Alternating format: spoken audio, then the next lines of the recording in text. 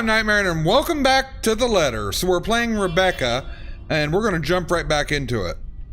The entire visit took a whole 24 minutes, and my trip to the mansion, as it turns out, is a useless endeavor in itself.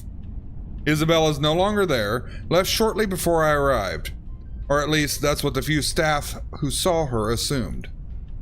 None of them knew where she went, but I can take a few guesses. There are only a number of places in Luxbourne she frequents, and, well, she's never been the complex kind. It doesn't really take a genius to figure it out. Still, it's odd she left on her own. She could have at least waited for Miss Cooper. It would have saved her from having to pay the cab's fare twice today. And right after she was told to stay put. I mean, who does that? Oh, sod off! You don't own the road! In the end, all Miss Cooper could give me were a string of apologies for my trouble and a request to let her know when I find Isabella. The whole affair didn't even last long. I probably spent more time traveling back and forth. Soon enough, I'm weaving my way back to downtown Luxbourne, worried sick, and on top of that, maybe a little annoyed. Whether at the unexpected turn of events or Isabella herself, I'd rather not think about it for now. Not when I'm already running late for Zachary's film. Besides, I'm perfectly sure that's where I'll find her. As one would expect, people are already gathered at the movie house when I get to it. The small avenue where it's located has been closed off early from any passing traffic to make way for the avid moviegoers who are sure to crowd the venue. I have to park almost a street away and walk to the remaining distance because of it. Looking for them has taken a while in a crowd this big, but I eventually spot them near the entrance. Thanks to Zachary mostly. And like I surmised, Isabella's with them. I knew it. Wasting no time, I march over their little group. Words filled with concern tumble out of my mouth before I can stop myself. Isabella! Oh, thank goodness. Becca, you're just in time. An odd expression crosses her face as I hold it with both hands, but I ignore it in favor of getting a good look at her, forcing her to keep still and fix her gaze on me. Becca, you're squishing my face. How are you? Are you all right? Why wouldn't I be? There doesn't seem to be any visible injury, nor does she appear to be in pain. Apart from her confused frown at my questions, she looks pretty much like how she would any other day. Even so, you really can't tell those things with her at a first glance. The last time she got sick, she never bothered to call anyone, even me, who lives right next door. If I hadn't checked on her then, she probably would have died on her bed with the rest of us none the wiser. It's one thing we laugh about now, but moments like those also teaches you something about a person. If anything, it has given me more reason to constantly worry about her. And the moment a familiar name comes up, I know my concerns right now aren't completely baseless. Rose called me earlier. Her expression swiftly changes, and gently as she can, Isabella pushes my hands away, yet even before she says anything, I already have a hunch how this whole thing will play out. Oh, no, everything's good. Rose covered for me at work today. That's not what I'm talking about.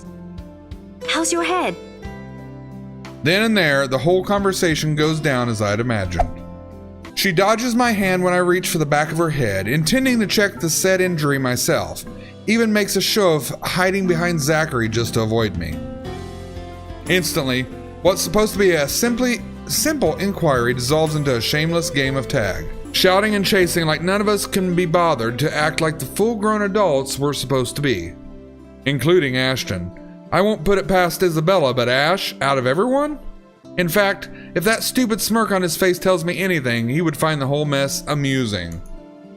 Oh, for the love of— Isabella, this isn't a laughing matter. She did look pale when I saw her. Wow, thanks a lot, Ashton, you traitor. I'll get you back for this, just you wait. What? I'm just saying it as it is. If you mentioned this earlier, we wouldn't be having this conversation right now. There's a moment's pause. My hand still midair as my attention shifts to Ashton and the words he leaves hanging between the four of us. He doesn't meet my eye. I don't think he's even aware of what he's said. But the meaning in each syllable alone is clear, and they echo They sting. They burn. I'm sorry. Saw her? Yeah, they arrived together. Bella looked fine to me then. I don't know. Of course. Of course! Why else would Isabella leave on her own after being told to stay put? After that little chat about money this morning? Something close to silence falls while I mull over their words, both what's already been said and what's left unspoken. When I do find my voice, it only reeks with nothing but bitter, unpleasant thoughts. Thoughts I quickly stamp out before they surface. Thoughts I hide the best I can in deepest parts of my mind, locking it away for no one to see. Oh, that's good. At least she didn't have to travel alone, right? At least. Good. Yet, try as I might, the green-eyed monster easily rears its ugly head. Like it always does every time his gaze lingers a second longer. Every time he smiles in a manner far too gentle, far too sincere, whenever he thinks no one can see. Every time my mind suggests his words mean more than they should. Every small, little thing. Despite what he says, despite his tone. Look, you guys. For all I know, it may be some kind of fondness born from friendship. Maybe I'm simply overthinking like he often tells me. Or maybe there is something really there. I messed that up a little bit, but sorry. But in his short display of impatience, I know the whole of it is just for show. After all, growing up together with him didn't teach me nothing about him. I clicked it 3 times and it wouldn't go. For whose sake is it this time, though? For him? For Zachary? For her? Or for me? That I can't tell. If she says she's okay, then there's nothing we can do about it. It's not like we can stop her either. Besides, she's still acting like the same old Isabella to me, if she can still run around like that. Why are you taking her side? I'm not. But if she wants to watch Zach's movie with us, I'm not going to stop her. She's probably the one looking forward to it the most. Ash, that's... You, of all people, should know... Tell you what, if I notice something amiss with her, I'll take her to the nearest hospital myself. Is that good enough for you? My mouth opens and snaps shut almost as quickly, forming a thin, hard line instead. I can't respond, not because there's nothing to say. On the contrary, there's plenty. So many things I can use to reason and get him to agree. But because he speaks with much certainty and with much reassurance, it feels like there isn't even a choice. All I can give is a long, deep breath and a reluctant nod in the face of it. Before I can get a grip of myself and my own weakness, the mood immediately shifts and I'm being tackled into a hug. Thanks, Becca. It's always been you with him, isn't it? Did you say something? Me? Nothing. Don't mind me. A lie, obviously. What else can it be? Each and every smile, a tiny effort to keep things as they are, or so I tell myself. Little do I know, this is merely a preamble. It starts out quietly and without fanfare, amidst friendly jibes and harmless teasing, with a scrap of paper fluttering harmlessly to the ground. One that looks suspiciously cheap, like a Halloween prank, no matter how you look at it. And yet, despite how ludicrous it all is, Isabella stubbornly insists, as if our whole life depends on acknowledging the truth in her story. Does she even realize how absurd she sounds now? Crivens, even my students wouldn't fall for this. Isabella, aren't you taking this a bit too far? She doesn't give me time to regret nor think over my choice of words. From there, it escalates, grows into an argument too petty even for our standards as adults. Before we know it, one another harsh, scathing words are being spoken. It's not a joke! Will you guys listen to me first? I saw something in the house earlier. It stood right in front of me. If I hadn't gotten away, that thing might have... Right. And in broad daylight, Isabella. Even someone gullible would find the logic in that screwed up. There's also no way in hell that this supernatural shit is true. But it's real! What do you think I saw? Hallucination? A delusion? Didn't you say you fell down some stairs? So maybe Rebecca's right. It happened after, when I was trying to get away. I almost got stuck in the same room with that thing. We're all in danger. I thought you were my friends. Why don't you believe me? But someone has to be patient in all this, and however much my own has already been frayed earlier, there's no one else. Who else here can deal with someone so selfishly acting like a kid? Like every other time, it has to be me. We are, and you know that. But this thing and that thing has got nothing to do with the other. Believe it does. When Rose called earlier, I thought she's just exaggerating. But based on what I'm seeing right now, maybe it's better if we really postpone this for now. Don't bother. Just like that, she cuts us off. Slams the door right on our faces while my own temper flares before I can stop it. Although it falters briefly at the hard expression on her, when she snatches the blasted paper from Ashton, I hold on to it. Regardless of how upset she appears, soured expression and balled fists throwing a tantrum is simply unacceptable. For a grown woman at that. Words form at the tip of my tongue, ready. But before I can open my mouth and let it all out, her feelings and mistakes be damned, Zachary raises a voice of his own. Guys! A warning underneath the warm and hopeful beat in his voice. We all stop and look at him, and even my own anger subsides a little at his tone. Why don't we all calm down first? I'm sure Isabella has her reasons too. No need to be hard on her. And hey, ain't this supposed to be a happy get-together? To an outsider, it may sound like a desperate request, but Zachary has always been the one to keep a level head over petty squabbles.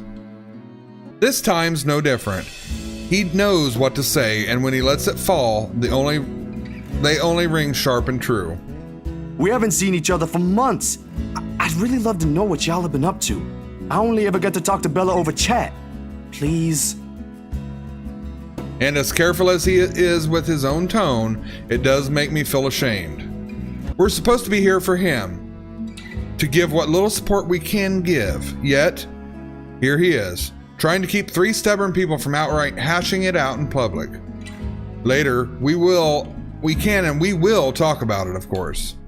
There's a proper time and place for it, and at the moment, my anger and whatever reprimands it carries no longer matter. Beside me, Ashton appears to have already caught on. The lines of his shoulders ease into something much more relaxed, his expression back to the usual nonchalance. Isabella, however, she stands perfectly still with her hands clasping the straps of her bag like a lifeline, eyes trained at some point near her shoes. There's no anger in her face, only undeniable hurt. But she's never been good at hiding what she thinks, always the open book, always the one to wear her heart out in the open. And when she looks up, her answer is also simple. If we keep arguing here, we're going to miss the first few minutes. Her lips are curled into a smile. Though lacking both its usual brightness and glee, it's a smile nonetheless. I've seen it countless times. It's the very same one she would show when she knows she has no other choice, or simply when things get tough for her. But despite everything I already know about her, it still catches me off guard. In all honesty, I expected her to run, to balk at the first sign of losing this time. I won't be surprised. At 26, she is the youngest among the rest of us, less experienced, less accustomed to dealing with trivial quarrels like this. Yet here she is, holding herself and coping with it like how she would with matters concerning her family. Outside of that, to me, she has always been this childish, naive girl, and watching the opposite play out right now. Somehow I find it difficult to wrap my head around it. All right, that's the Isabella I know. Oh, good. I thought for sure you were going to cry. But I envy her. What was that for? Stop calling me a crybaby. I'm not one. Aw, don't cry. Stop it. I envy her spirit, her warmth, her cheer, the shine in her eyes when she looks at the world. How everything seems to simply fall back to a pleasant, lively rhythm with her around. How easily and tightly she fits into our lives, even without bonds or long years could forge, like a lost piece of a puzzle, despite her jagged edges. How she draws people to her with ease. How Ashton, of all people, can be drawn to her. Okay, scaredy cat then. That too. If you repeat that, I swear I'll... Let's just go. I make no effort keeping the bitterness from my tone. I let it seep, linger stiffly in the air as I avert my gaze from them. From their playful banter, their friendly, teasing remarks, and Ashton's tender, affectionate smiles. All before the stabbing aches in my heart change into something too painful to bear. It's all in my head, is what I'd often tell myself. Yet the way my heart rends at just the sight of them hurts. And like a coward, I walk away from all of it, taking with me a small hope the movie will distract me away from these thoughts. So she apparently has feelings for Ashton, like we talked about before in the previous episodes. But Ashton likes Isabella, so there's that. And Rebecca's kind of bitter about it. Because like this, it's easy to find something to hate in her. Dusk has already given way to the night as we leave the film fest. Unfortunately, it does nothing to improve my mood like I am hoping. Neither does the muggy air that greets us upon stepping back into the noisy streets. Too busy, too loud, too many people taking what little space the sidewalk offers. It forces anyone to bump shoulders with those they barely knew, let alone care about. On a normal evening, I probably wouldn't have minded the crowd nor the humid weather. It's not like any of them are bothering anyone. And yet, even with what's admittedly a pleasant company, I can't bring myself to lighten up. See you guys some other time. Yeah, see ya. Not even to return the smiles that Ashton and Zachary give us when we go our separate ways. Perhaps this started with Miss Cooper's call earlier than that. Maybe even the moment I left the bed this morning. Bloody hell, it could have been because of that sodding letter for all I know. I couldn't care less at this point. All I want is to get a warm bath, sleep, and wait for this dreadful day to end. Now, if only Isabella would stop babbling, then maybe this dull throbbing at the side of my head won't turn into a full-blown headache too. Zach did a pretty good job with his movie, didn't he? Even though Ash said he ran into some trouble late into filming. But I knew he had it in him. It's not like I didn't believe he couldn't do it. I mean, did you see his face after the credits rolled? All those months he worked on this, and everything's finally... You weren't even watching. Only the first minutes. I watched the rest of it, I swear. Besides, Ashton was the one who wouldn't stop asking questions. Well, why do we still need to talk about this then? I liked it. Ash liked it. You liked it. Shouldn't you be telling that to Zachary in person? I'm sure he'll appreciate it better than I ever will. I know that, but maybe there's something you want to say? Zach had you check the scripts before he went through everything, didn't he? You also worked on it, even if it was only for a short time. So, maybe you want to... I don't bother waiting for the rest. The moment I spot my car, I immediately make a quick beeline for it. Knowing her, this is merely another attempt at starting a conversation, just so we'll have something to fill the dead air, to replace the strained atmosphere we've somehow walked into.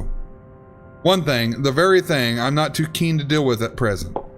Behind me, Isabella also changes her pace to match mine, her soft strides going brisk and uneven in order to catch up. A small part of me half expects she'll suddenly trip. She's not the clumsy sort, but there are definitely times when she can be the least coordinated person on the planet. Becca, hey! Oh no. Wait for me! And people wonder why I worry.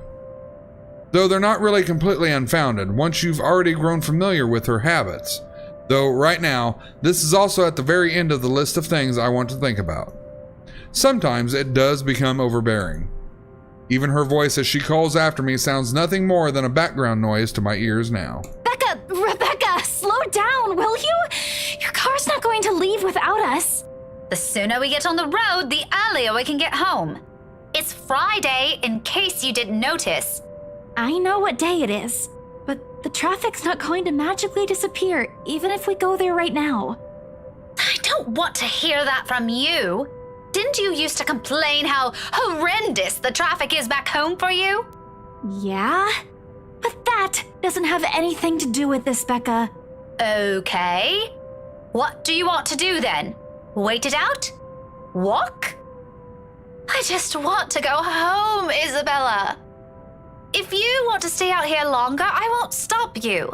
But leave me out of it. I'm not up for any other foolish excursions tonight. Wow. I wasn't thinking about an excursion. I want to go home too. It's already late. It's just that you've been in this prickly mood since earlier. Are you really okay? Was it the cold? Or did something happen at school? Do you want to talk about it?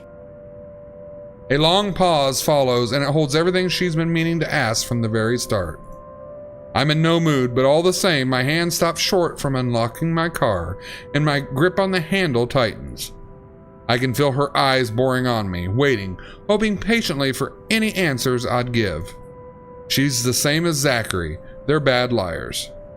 But when you talk to people like them, if you're not careful, they often leave you with no other choice but to admit the truth. Those exact same ones I can't voice. Despite my lack of response, she pushes on, surprisingly. This time, her tone is quieter, more tentative than usual. Was it because of the letter? It's a well-meaning question, much like the rest of this talk, yet something in how she says it irks me. If it is, I'm really sorry. I didn't mean to cause a scene. I did see something in the mansion, though. I wasn't lying about that.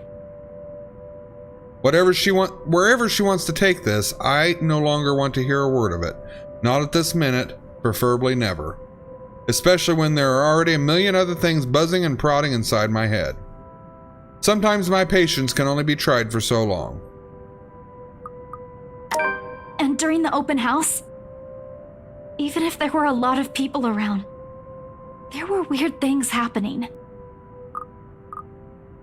I don't know if there was anyone else who noticed, but I heard things. I'm sure it wasn't because I fell down the stairs. Even before that, in the attic, Will you give the sorting letter a rest already? The effect is immediate. Abruptly, Isabella clamps her mouth shut. Hurt flickers across her face and she looks away, and her shoulders droop, all before the thought of holding back my own tone or how she'll take every word that crosses my mind. When the realization does hit after, a twinge of guilt washes over me at once. But with all that already been said and done, what am I supposed to tell her, then? That I am someone who can be so easily unsettled by my own assumptions? That this stupid sulk has been brought upon some equally stupid jealousy? That the simple glimpse of her and my childhood friend together infuriates a part of me? Or that I wish I'd been in her place during those times instead? True or not, I owe her neither of those, and if anything, she's the last person I want to know about it. Look here, I'm not in the mood for this kind of talk tonight. My head is aching and I'm tired. I don't want to hear about the dumb letter, or the mansion, or whatever it was you saw in the bloody attic. Just get in the car and we're going home. sorry. I won't mention it again. If you're so worried about it, why don't you just throw the blasted thing away? You make it sound so easy. Because it is. Here, hand it over, and I'll do it for you. Might as well shred it up while we're at it. I hold a hand out to her, though the gesture is without any expectations. She's nothing if stubborn, and isn't surprising when she turns the offer down with a swat of her hand. Rebecca, just leave it alone, okay? I get it. You don't want anything to do with it. Good. I hope that settles it. Yeah, just forget I mentioned anything. I'll figure it out myself. That makes me stop again. This time I turn to look at her, searching her face for an explanation. But all she offers me is a sidelong glance and another one of those pained looks, before climbing onto the passenger seat and closing the door behind her. Somehow, even with the steady din of traffic around us, the sound that feels heavier weighted with everything we refuse to utter tonight. This is what I want, isn't it? It certainly doesn't feel like it.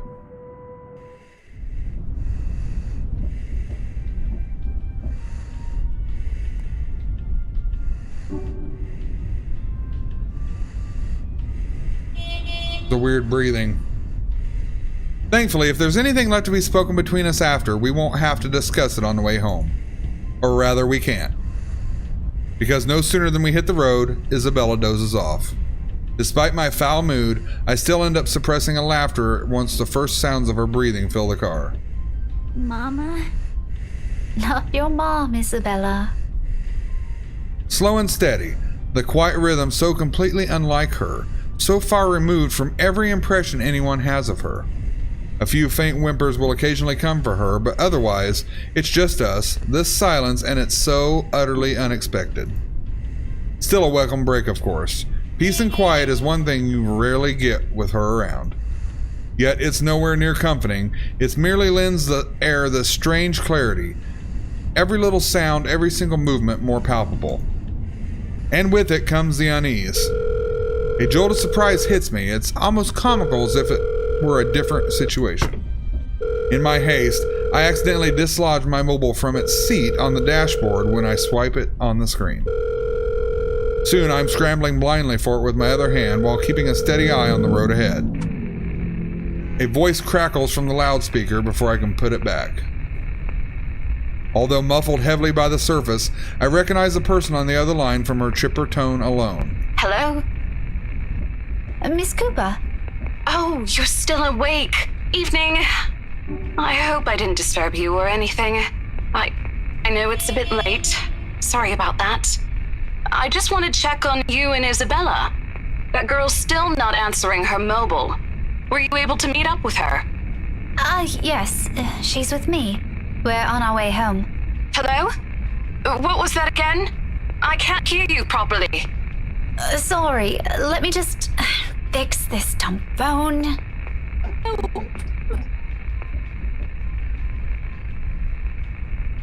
My hand stops dead for a moment. I spare the device a brief glance, waiting. Seconds pass. Nothing happens, though. Frankly, I'm not sure what I'm expecting, but the lines of my mouth form into a frown regardless. Miss Cooper? Yes, still here. Did you say something? Just that I didn't get the last part. What were you saying again? No, I thought you... Never mind. Must be the signal acting up.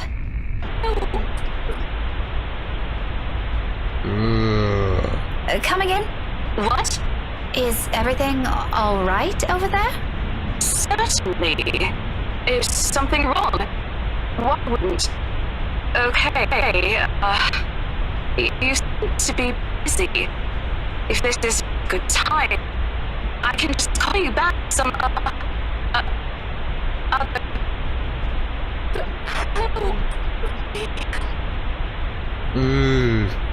I have to make a conscious effort not to panic right then and there, although my tight hold on the steering wheel tells a different story altogether. Miss Cooper? Rose? Hey, Rose! Are you still there? Only a burst of static answers me, and...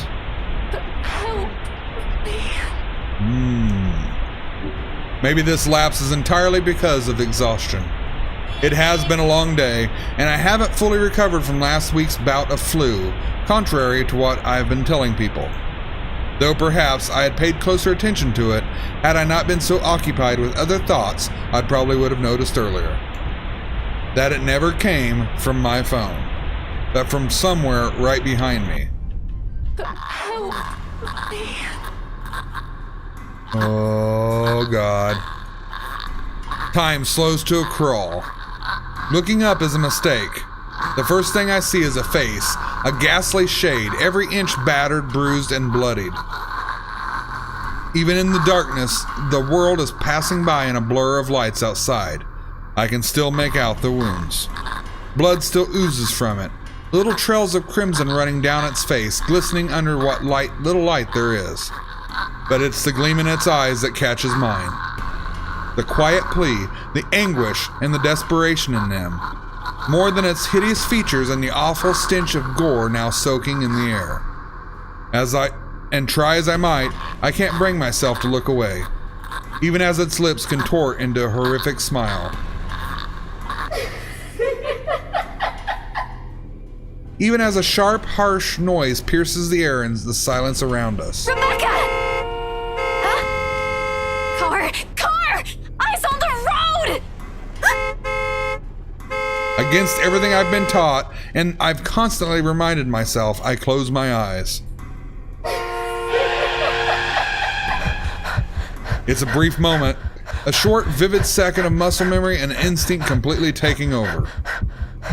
And if I didn't allow it, if my hands didn't move or my feet didn't hit the brakes in that exact second, I might have... Isabella and I might have... No. I shake the notion away before I lose myself in it. Right now, it's an ugly line of thought I refuse to venture into. Not when the breathing is a struggle and every ounce of strength I have is totally drained from my body. Most definitely not when Isabella's panicked voice beside me still rings in my ears. We're alive. We're safe. That's all that matters. But it is not her face that I look for when I finally open my eyes. All gone. I expected stains, little telling marks and creases on the covers to show me where it sat not a second ago. But whatever it is, left not a single trace. And though courage is a hard thing to gather at this point, I take what little of it remains in me and turn towards the back seat. Even then, there's none. Or was there really something in there in the first place? With how empty it is, I'm beginning to doubt it. That stupid flu again. I need a long rest after this. My hands fall uselessly to my sides, numb from how taut my grip on the wheel has gone, yet trembling from unexpected rush of adrenaline. Against my ears, my heart still pounds in an erratic rhythm, and my breathing hasn't slowed down. But the world has already righted itself without waiting for me, and little by little, second after second, as I sit here motionless, color begins to seep back around me. Along with it are the sounds and a voice, no longer indistinct ringing it was earlier. Rebecca! Becca! Are you okay? Answer me, will you? You're scaring me! You know what? I think we should just call a taxi since... Can you keep it down? Strained, harsh, and completely unintentional. But with the heat prickling on the back of my eyes and the mild throbbing at my temple, I could honestly do with a little silence for now. Keep it down? We almost crashed, Becca! I know what happened. It was a lapse. I'm sorry. A lapse? You call that a lapse? Becca, I really don't want to end up a mangled mess on the side of the road, or a mangled mess anywhere. All I'm asking, if the time ever comes, which I hope isn't right now, is a peaceful death. Give that one to me at least. Not that I'm asking for it, but please. Isabella. Belle, you're overreacting. If you're so worried, why don't you drive? Don't have a license. I keep telling you to get one, didn't I? For the past 5 years. Do you see why now? I wasn't really expecting to stay here this long. I thought it'd just be for a year or two. And all of a sudden, a pensive mood comes over her. Isabella looks away then, while what's left of my little lecture never crosses the tip of my tongue. I don't allow it to, because in each of those words she let loose earlier is a small truth.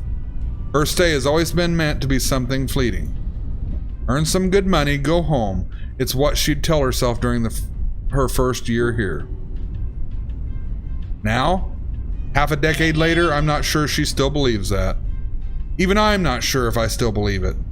And if there's something in her reasons that have changed along the way, even if I already have a hunch, it's one thing I'll never bother to ask. Those are hers to keep. I'll be careful this time, I promise. Just please, can we give this whole thing a rest for now? She nods and that's the end of it. We spend the rest of the trip back to Salemwell in silence. All thoughts of an overactive imagination playing tricks on a flu-addled mind and of smiles never meant for my eyes, abandoned if only for a brief moment. Okay, we're going to cut this episode here. I'm going to save. And yeah. So, what do you think's going on between Rebecca and Ashton? Let me know in the comments below what you think. Also, do you think Rebecca's gonna believe in this ghost from the letter? So yeah, check out my other videos. Leave me a like if you want to. Be nice to one another. And we'll meet in the next video. See you guys.